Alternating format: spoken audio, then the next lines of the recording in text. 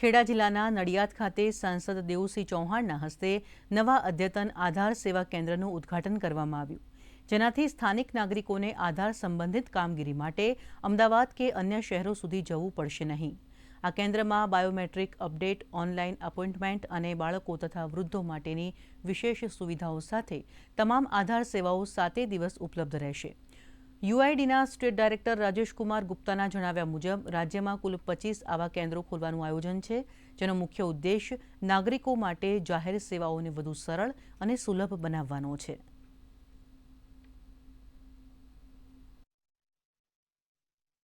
Citizen centric સેવાઓનો પ્રારંભ કર્યો છે અને આ સિટીઝન સેન્ટ્રિક સેવાઓ ટેકનોલોજીના માધ્યમથી સરળતાથી નાગરિકોને ઉપલબ્ધ થાય, સરળતાથી નાગરિકોને મળે એટલું જ નહીં પણ એક પ્રકારની પારદર્શી વ્યવસ્થા તૈયાર થાય અને રિયલ ટાઈમમાં નાગરિકોને સેવા મળે એ હેતુથી હંમેશા પોતાના પ્રશાસનમાં એમણે ટેકનોલોજીનો आग्रह કર્યો છે.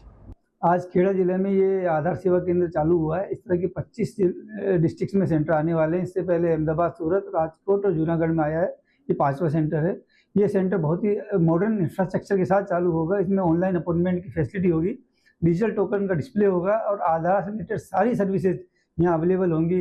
एनरोलमेंट, अपडेट, बच्चों का एनरोलमेंट, एडल्ट का एनरोलमेंट, सारी फैसिलिटीज यहाँ इस पर अवेलेबल रहेंगी।